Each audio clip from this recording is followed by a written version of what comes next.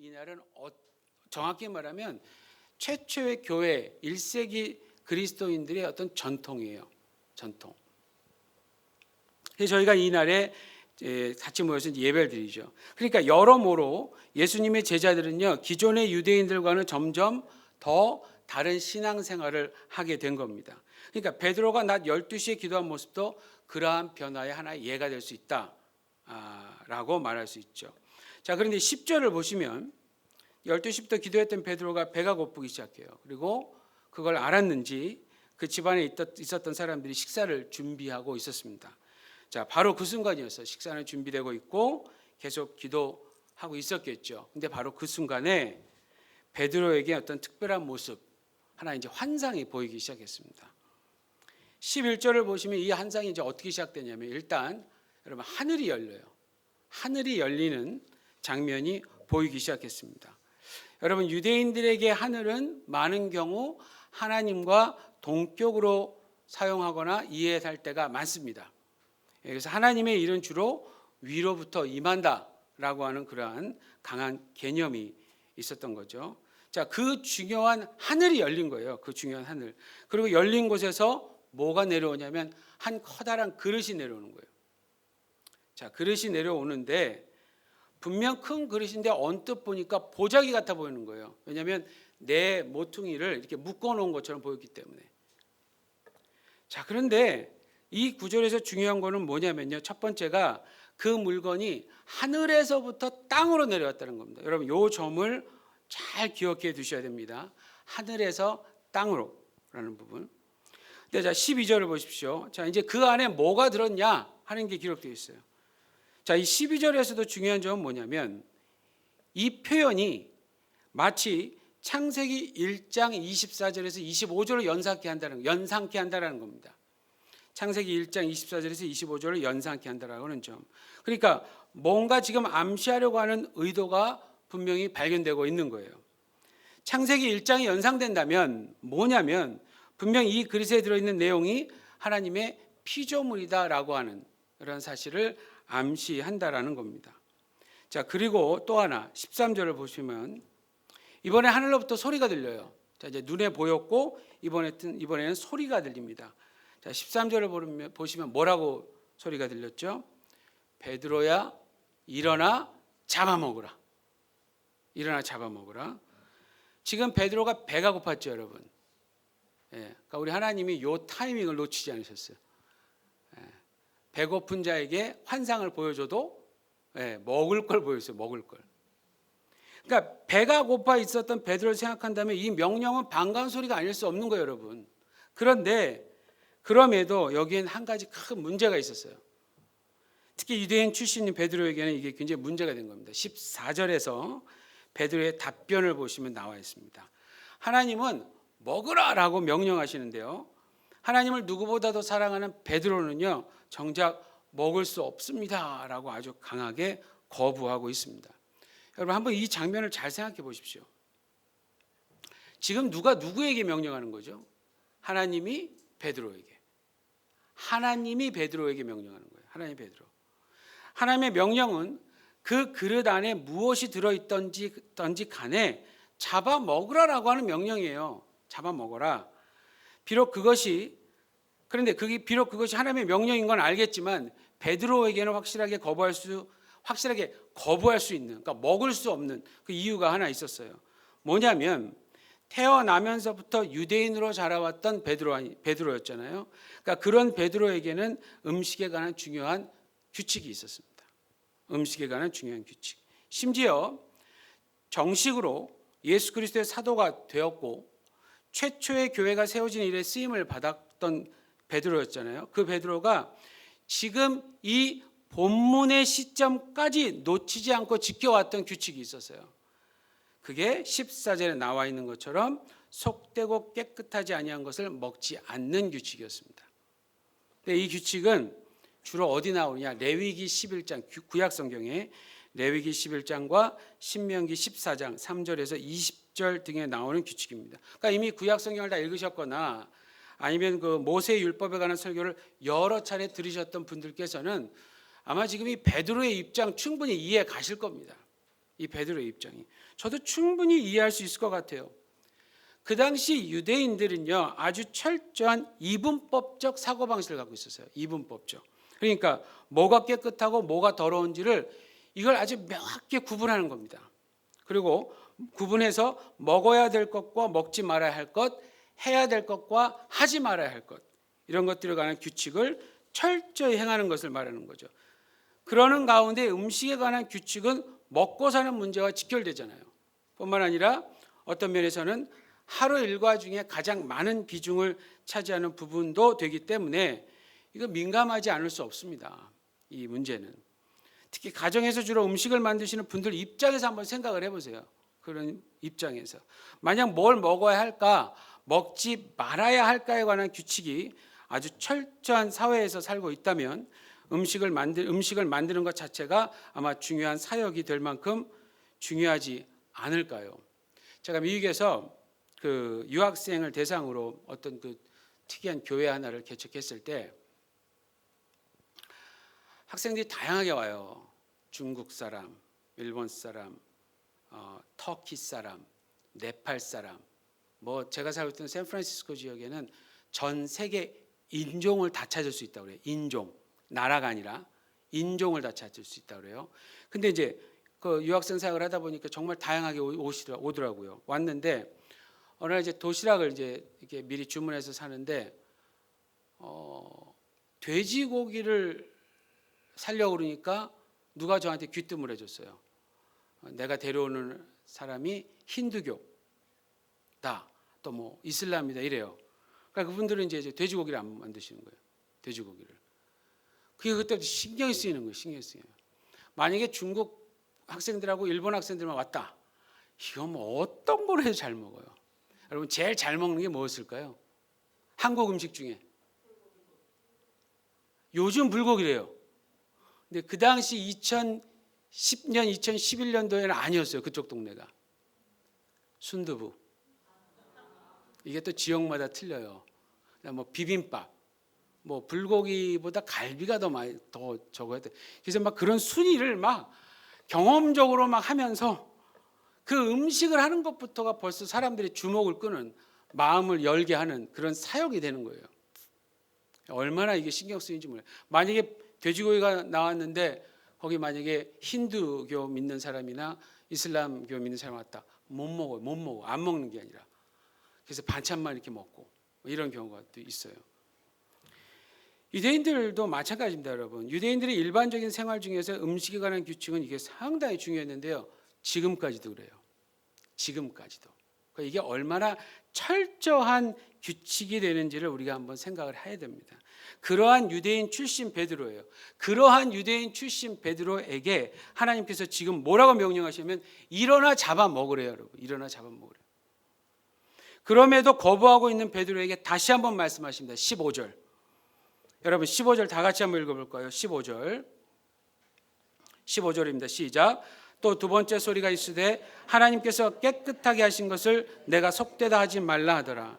하나님께서 깨끗하게 하신 것을 네가 속되다 하지 말라, 더럽다 하지 말라, 못 먹는다 하지 마라. 당시 유대 사회의 개념으로는 도저히 납득이 가지 않는 내용을 하나님이 지금 계속해서 말씀하시는 거예요. 베드로가 갖는 질문은 이런 질문입니다. 그럼 도대체 언제 하나님께서 모세를 통해 주셨던 깨끗하지 못한 것에 대한 그 중요한 규칙을 바꾸셨습니까? 이런 거예요. 도대체 언제?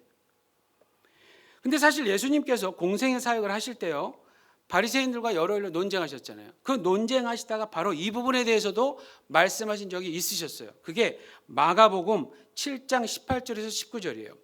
근데 이 부분은 논쟁을 끝낸 후에 예수님의 제자들에게 하신 말씀이었어요. 제가 읽어드릴게요.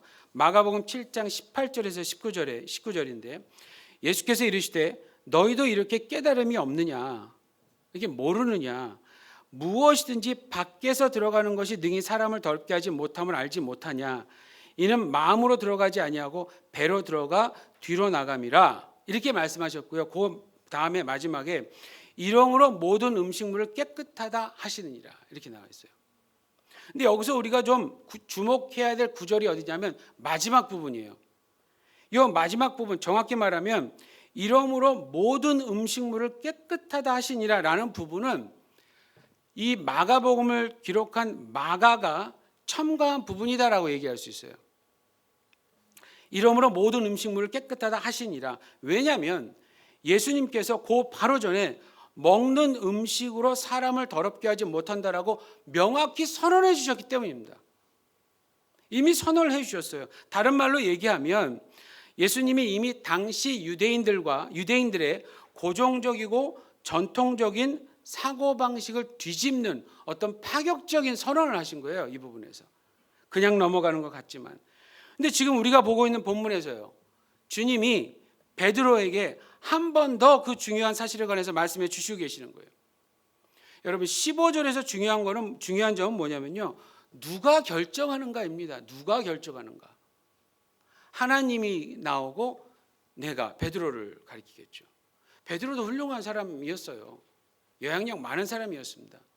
그럼에도 과연 누구의 결정인가라는 거예요. 답이 누굽니까? 하나님이에요. 뭐 당연한 얘기지만. 모든 만물을 창조하실 뿐만 아니라 자신의 주권대로 섭리해 가시는 분. 근데 이분이 분명 한때에는 더러운 것과 깨끗한 것에 대해서 명확하게 구분해 주셨고요. 더러운 것 먹지 말고 깨끗한 것만 먹도록 이스라엘 백성에게 명령하신 적이 있으셨어요. 분명히 있으셨어요. 그러나 당시 그러한 명령을 하신 분명한 이유도 있었습니다. 하나님께는 특별한 계획이 있었어요. 특별한 계획이 있어서 세우신 이스라엘을 먼저는 다른 나라들과 철저히 구별되게 하시기 위해서였고요. 더 중요한 이유는 뭐냐? 그렇게 구분된 이스라엘을 통해서 인류 구원이라고 하는 궁극적인 목적을 이루기 위해서였습니다. 큰 그림이 있으셨다는 얘기예요. 하나님께는. 그러니까 최종적 목표는 뭐냐? 예수 그리스도를 통한 만물의 구속, 다른 말로 얘기하면 만물의 회복이에요. 회복이라고 하는 거지 단순히 유대인들에게, 이스라엘 사람들에게 음식에 관한 규칙을 주려고 한 게 아니에요. 그게 메인이 아니라는 겁니다. 근데 지금 이 본문에서 베드로가 살고 있던 시기가 어떤 시기냐면 분명 구약 성경에서 오랫동안 상세히 예고되어 왔던 메시아의 출현과 사역이 이미 다 이루어진 때였어요. 전부 다 이루어진 때였어요. 그럼에도 불구하고 베드로의 삶 한편에 뭐가 있었느냐? 기존의 유대인들이 지키고 있었던 전통이나 습관을 그대로 고수하는 부분이 있었다라고 하는 겁니다. 사실 하나님의 입장에서 보면요, 하나님은 너무나도 당연한 요구를 하고 계시는 거 맞아요. 이미 예수 그리스도를 통해서 모세를 통해 주셨던 율법의 요구를 다 이루어 놓으셨기 때문에. 그렇죠? 근데 문제는 뭐냐? 그 예수님을 믿고 그 예수님의 교회를 개척하고 그 예수님의 교회를 돌보던 사람 중에 가장 영향력이 있었다고 믿었던 베드로가 아직도 모세의 율법 틀에서 빠져나오지 못하고 있는 거예요. 근데 이걸 더 정확히 말하면 어떻게 얘기해야 되냐면 모세의 율법 이후에 시간이 지나면서 더 복잡해진 바리새인의 전통에서 온전히 자유롭지 못했다는 얘기입니다. 여러분 이제부터 사도행전에서 한동안 다룰 주제가 바로 이거예요. 한동안 다룰 주제가. 예수님의 제자가 되었어도 여전히 기존의 유대교의 습관을 버리기가 어려웠다라고 하는 점은 1세기 초 교회의 멤버들에게는 이건 뭐 너무나도 심각한 문제였습니다. 1세기 초. 왜냐하면 그럼 도대체 뭘 버려야 되냐? 그리고 뭘 보존해야 되냐? 하는 문제는요. 그 사람들에게 있어서는 너무나도 민감한 이슈였고 이건 너무나 어려웠던 거예요. 왜냐하면 그 사람들에게 있어서 유대교의 모든 규칙들은 그 자체가 그들의 생활 양식이었기 때문에 그래요. 그냥 라이프 스타일이었어요. 그렇게 살아오는 게. 우리 교회 청년부 멤버 중에 그 친구가 유대인 친구가 있대요. 근데 그 친구가 예를 들어서 이렇게 뭐 안식일의 시간이 뭐 다가온다든지 전철을 타야 되는데 뭐 그런 어떤 개념들이 아직도 있는 거예요. 만약 그런 때가 오는데 자기가 전철을 타야 된다 그러면 이걸 못 가고 막 안절부절한대요. 지금도. 그래서 옆에 있는 친구들이 이걸 어떻게 도와줘야 돼요? 전화를 해야 되는데 전화도 못 하는 거예요. 여전히 아직까지도 일본에서 아직까지도. 대단한 겁니다. 이게 대단한 거예요. 여러분 지금 현대 유대인들은 우리가 성경에서 보면 바리새인들의 전통에서 아직까지도 이어오는 그 유대인들이라고 그래요. 그러니까 오늘 본문에서 베드로가 겪고 있는 갈등 있잖아요. 갈등. 이거는 우리는 이게 앞뒤의 내용을 많은 분들 여러분 아시잖아요. 이제 어떻게 전개될지 알잖아요. 그럼에도 불구하고 우리가 꼭 생각해 봐야 할 것이 있는데 베드로의 입장에서 겪는 갈등입니다. 베드로의 입장에서 겪는 갈등. 고넬료라고 하는 이방인을 구원하시고자 하는 하나님의 계획은 당연한 거예요. 그런데 엄밀히 말하면 그건 하나님의 입장에서 그래요. 하나님의 입장에서. 그건 당연히 그렇게 하셔야 돼요. 하나님의 입장에서는. 왜냐하면 온 만물을 창조하시고 모든 나라까지도 통치해 가시는 전능하신 하나님이 성경 전체에서 우리가 확실하게 확인할 수 있는 것처럼 모든 인류와 원래 의도하셨던 관계를 회복하고요. 그 회복한 관계를 영원히 지속하시기를 원하시는 거예요. 그분이 원하시는 게. 하나님은 이스라엘을 만드셔서 그들을 사용하셨던 건 분명합니다. 그러나 하나님은 이스라엘만을 사랑하시지는 않으세요. 하나님은 이 세상 전체를 다 사랑하세요. 이걸 잊어서는 안 되죠. 그런데 사랑하는 그 세상을 구원하시기 위해서 이스라엘을 먼저 특별하고도 특이하게 다루셨던 기간이 결코 짧지 않았어요, 여러분. 우리가 그걸 간과하면 안 돼요. 짧지 않았어요.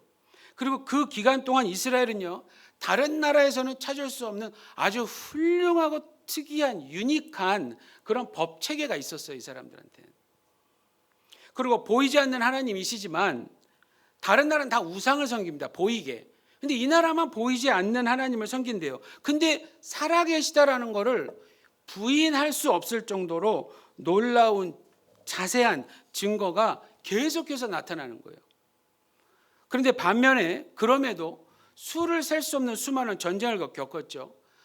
고대 5개의 그 강대국의 지배하에서 오랜 시간을 지냈었잖아요. 얼마나 오랜 시간을 버텨왔었습니까? 그리고 그러한 가운데서 자신들의 정체성을 지키기 위해서 나름대로 노력했던 점을 고려해 보면 말씀의 근거에서 하나님 백성으로서의 자신들의 정체성을 표현하려는 여러 시도에서 여러 규칙들이 나온 거예요. 그러니까 그걸 우리는 충분히 이해할 수 있는 겁니다. 물론 긍정적으로 보면 그렇다는 거예요. 근데 그러한 점이 분명히 인정될 수 있어요. 그렇지만 죄에 물든 인간은 아무리 좋은 것을 발명하고 소유한다 해도요, 얼마 지나면 그 본질을 잃고 원래의 의미를 왜곡하고 맙니다. 저는 현대의 가장 훌륭한 발명품이 뭐냐 그러면 전 이 스마트폰 같아요. 예, 우리의 생활권을 얼마나 많이 바꿔놨는지 몰라요. 이게 좋은 거예요. 잘했어요. 근데 이거를 왜곡하는 사람들이 있죠. 그렇죠? 나쁘게 만들어 놓는. 그게 문제인 거예요. 아무리 좋은 걸 만들어도요, 이게 얼마 지나지 않으면 인간의 그 악한 죄된 습성 때문에 모든 것은 다 왜곡돼 버립니다. 그러니까 그 의미가 상실된다는 얘기예요. 근데 그거는 고대 이스라엘에게도 마찬가지였습니다.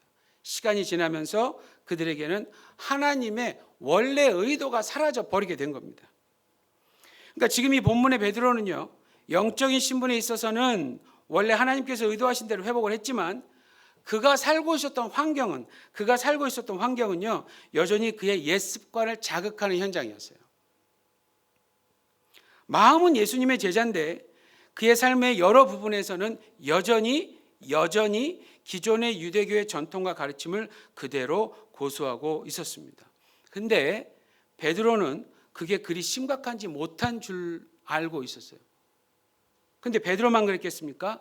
이건 그 당시 베드로에게만 해당되는 이야기가 아니었어요, 여러분. 하지만 결과적으로 그들이 그 중요한 사실을 간과하고 있었을 때 그들은 이방인에 대한 하나님의 계획에 대해서도 여전히 간과하고 있었다라는 겁니다. 그래서 또 전능하신 우리 주님이 직접 개입하신 거예요. 성경을 보면 우리 하나님이 일하시는 그 어떤 그 패턴이 나오죠.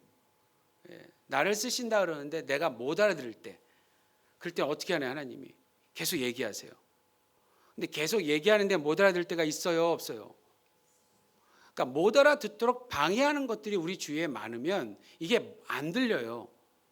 그럼 하나님이 하나하나 치워줍니다.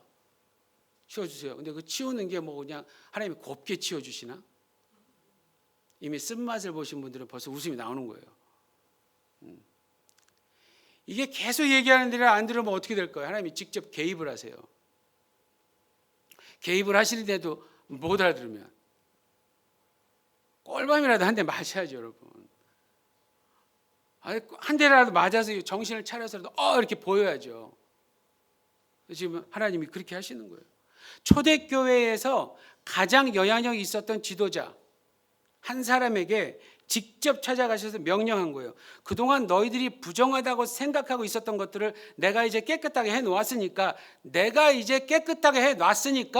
이제는 염려하지 말고 일어나 잡아먹어, 이렇게 얘기하시는 거예요. 잡아먹어, 괜찮아, 먹어, 이렇게 얘기하시는 거예요. 얼마나 고민이 됐을까요, 베드로가 이 환상을 보면서. 근데 여러분, 마지막 16절을 보십시오. 하나님이 얼마나 집착이 강한지. 여러분, 이런 일이 몇 번 일어났습니까? 3번. 유대인에게 있어서 3은 어떤 숫자? 완전 숫자. 그게 무슨 얘기예요? 3번 했다라는 건 유대인의 문화에서는요, 주님이 지금 베드로에게 전할 말을 난 다 전했어, 이 얘기예요. 난 100% 의도한 바 다 전했어. 선택은 네 몫이야. 얼마나 야속할까? 좀 더 설명해 주시지. 설명을 안 해주고 그 희한한 모습만, 정말 하기 싫은 일만 계속 3번 그 일이 왔다 갔다 했다고 생각해 보세요. 미치겠는데, 찔른데 또 찔러, 때린데 또 때려. 얼마나 아프고 마음이 힘들겠어요. 여러분, 그리고 3번이 일어난 후에 그 다음에 하늘로부터 땅으로 내려던 그 그릇이 이제 다시 어디로 올라갑니까? 하늘로 다시 올라가요. 하늘로. 그러니까 유대인들이 거룩의 개념으로 이해하는 그 하늘에서 그 더럽다고 규정한 것들이 내려왔다가 다시 하늘로 올라가는 거예요. 그러니까 유대인들의 전통적인 사고를 뒤집는 것이고요, 그들이 부정하다고 판단한 것들이 이제는 깨끗하고 거룩한 것이 될 수 있다라고 하는 걸 상징적으로 아주 강하게 표현해 주신 거예요. 하나님께서 깨끗하게 하신 것을 내가 속되다 하지 마라 라고 얘기하신 거예요. 여러분, 이게 약한 소리로 들리십니까? 이 말을 천사를 통해서 하나님 전하셨을 때 곱게 얘기했을까요? 예? 베드로가 결코 나 이제까지 더러운 거 지금까지 한 번도 먹지 않았어요. 대단한 거죠. 칭찬을 들을 줄 알았을지도 몰라요. 그 환상을 통해서. 그래, 잘했다. 그래, 이런 거 안 먹었지. 넌 역시 베드로야. 이랬을 줄 알았을까요? 아니에요. 더 단호하게 하나님께서 깨끗하게 하신 걸 내가 속되다 하지 말라. 이 말을 전했던 천사가 아주 막 그냥 격한 감정으로 얘기했을 거라고 저는 생각합니다. 이런 중요한 사실을 아직도 모르고 있는데, 여러분, 우리 중에서요, 누가 하나님께서 하시는 일에 대해서 지적할 수 있겠습니까? 높은 사람한테도 뭐라 그러면 어디다 지적질이야 이러잖아요. 그러면 정신 차려서 내가 지적했구나, 죄송합니다 이러는데, 어디 피조물이 창조주한테 안 됩니다 이렇게 얘기하기가 되나요? 안 되지. 근데 한단 말이야. 우린 정신이 나간 거예요. 정말 우리가 정말 오늘 가셔서 다 같이 주여 내가 잠깐 정신 나갔습니다. 그냥 그렇게 이해하십시오. 제가 미쳤구나 이렇게 이해하십시오. 이렇게 기도해야 될 것 같아요. 진짜 정신이 나갔지. 하나님께서 깨끗하게 하신 걸 그렇게 얘기한다. 여러분, 근데 베드로가 사실 틀린 말을 한 건 아니에요. 사실. 왜냐하면 그 당시 유대 사회의 관념으로 얘기하면, 그러니까 그거는 유대인으로서 말할 때만 적용할 수 있는 말이에요. 대신. 그런데 예수 그리스도의 제자로서 베드로는 그렇게 말하면 안 돼요. 절대로. 애당초 구원이라고 하는 하나님의 위대한 일도요, 결국 기존의 유대교의 바람대로 되지 않았습니다. 모든 것은 다 그 모든 것을 지으신 창조주 하나님의 섭리와 의대대로 되었고 또 될 겁니다. 여러분, 인간이 형성하는 독특한 문화가 있어요. 그리고 그 문화 속에는 여러 모양의 규칙들이 존재하는 것, 그건 당연한 일입니다. 그 자체가 잘못된 건 아니에요. 그러나 그러한 것들이 사람을 구원해 놓는 것이 아니에요. 그러니까 아무리 익숙하고 그게 옳게 보인다 할지라도 그것이 하나님의 구원 계획과 하나님의 뜻과 맞지 않는다면요, 예수님의 제자들은 과감히, 다른 사람은 몰라요, 예수님의 제자들이라면 과감히 하나님의 인도하심에, 그분의 결정에 따라가야 돼요. 울며 겨자 먹기 하더라도 따라가야 되는 거예요. 그게 은혜고 그게 복이에요. 예수님의 교회는 어떤 한 사회의 문화나 관습을 무시해서도 안 됩니다. 저건 왜 저래? 얘들은 왜 이래? 이런 말 우리는 하면 안 돼요. 안 되는데 그렇다고 해서 그 문화를 무조건 다 인정해야 된다는 말도 아니에요, 여러분. 만약 우리가 태어나고 자란 그 문화가 사람을 구원하는 일에 방해하는 무언가가 있다면 먼저 예수의 제자가 된 우리들은 오히려 그 문화를 초월하는 새롭고 거룩한 하나님 나라의 문화를 소개해 주어야 한다는 거예요. 그 일이 있어야만 비록 이 세상에 아직은 부분적이긴 하지만 이 세상 곳곳에 샬롬, 진정한 평화, 평안이 발생할 수 있는 겁니다. 그러니까 여러분, 일본에서 자랐던지 한국에서 자랐던지 미국에서 자랐던지 중국에서 자랐던지 어디서 자랐던지 간에 중요한 건 뭐냐면 지금 우리는 하나님 나라의 시민이다라고 하는 겁니다. 이걸 잊으시면 안 돼요. 이걸 잊으시면 안 돼요. 여러분, 저는 지금 이제 미국 시민권자예요. 이 선교하는 일 때문에 도중에 신분을 바꿨는데, 자, 만약에 이제 여기 이제 일본에 무슨 문제가 터졌다고 생각합시다. 그럼 여러분들 중에 대부분 지금 한국 여권 가지신 분들은 어디로 달려가세요? 어디다 연락하세요? 기본적으로 한국 대사관에 연락하시겠죠. 그리고 빨리 피신하십시오. 그러면 대사관으로 달려가는데 내가 글로 따라가도 돼요? 우리 성도들이 가니까 여러분 왜 나 놔두고 가요? 따라가도 돼요? 그럼 이제 누가 목사님은 저 미국 대사관 가세요. 이러실 거 아니에요. 여러분, 제가 보기에 미국 사람처럼 생겼어요? 필리핀 사람처럼 생겼다는 얘기는 많이 들었어요. 제가 5년 전에 시카 필리핀 갔을 때 2번이나 필리핀 사람들이 저보고 필리핀 사람인 줄 알고 저한테 필리핀 친근하게 다가온 분들이 2분 계셨어요. 한 번은 공항에서, 한 번은 과일 가게에서. 공항에서는 앞에 계신 필리핀 여자분과 제가 부부냐고 이 경호원이 물어봤고, 그 과일 가게에서는 이거 얼마냐라고 저에게 물어보셨어요. 왜 그럴까라고 보다 보니까 이렇게 사진에 보니까 국회의원이 나와 있었어요. 근데 중국과 필리핀 분이 결혼하신 분들 중에서 태어난 분들이 부인할 수 없을 정도로 저처럼 생겼어요. 그래서 아마 제가 필리핀 사람들에게 다가가면 할 겁니다. 제가 미국에 있었을 때도 제가 살던 아파트에서 쓰레기를 버리고 딱 나는데 그 청소해 주는 분이 가지 않고 가만히 계시고 나를 보고 웃고 있었어요. 왜 웃고 있었을까요? 내가 그분도 필리핀 사람이었어요. 제가 필리핀 사람인 줄 알고 친하게 지내보려고. 그러니까 제가 겉으로 보기엔 필리핀 사람인 것 같지만 제 신분은 뭐라고요? 저 미국 사람이에요, 여러분. 한국말 잘하는 미국 사람이에요. 그러니까 미국 사람은 미국이 정해놓은 곳으로 가야 되는 거예요. 근데 이 모든 것을 초월하는 한 신분이 있어요. 그게 하나님 나라 신분이에요. 한국 사람이든 일본 사람이든 어느 나라 사람이든 상관없이 예수 그리스도 안에서는 하나님 나라 시민이 먼저라는 거예요, 여러분. 먼저. 예수 그리스도를 믿고 그 진리로 인도하신 성령님으로 충만한 인생을 살고 있는 우리들로서는 그렇기 때문에 지혜롭고, 그러니까 지혜를 구하셔야 돼요. 부드럽게, 제발 큰 소리로 하지 마세요. 저처럼 설교하려고 하지 마세요. 사람들에게 부드럽게 얘기하세요. 부드럽게. 그러나 내용에 있어서만큼은 단호하게. 부드럽게 말하는데 단호하게. 부드럽게 말하지만 단호하게 하나님 나라의 문화를 제공해야 하는 책임이 있습니다. 여러분, 이 일이 간단해서 쉬워서 제가 이렇게 얘기할까요? 아니에요. 어려워요. 베드로도 어려웠는데 우리라고 어떻게 쉽겠어요? 결코 간단한 일은 아니에요. 그러나 예수님의 교회라면 반드시 해야 할 과제입니다. 왜냐하면 주님께서 이미 깨끗하게 해 놓으셨기 때문입니다. 여러분, 하나님이 깨끗하게 하신 것을 네가 속되다 하지 마라. 그게 음식에 관해서만 적용되는가요? 아니에요. 그런 면에 있어서 우리 교회들은 절대로 차별하면 안 돼요.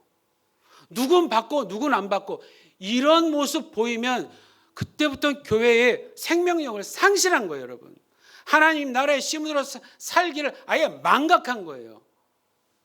난 우리 교회가 그런 교회 되지 않기를 간절히 바랍니다. 누가 오든 상관없어요.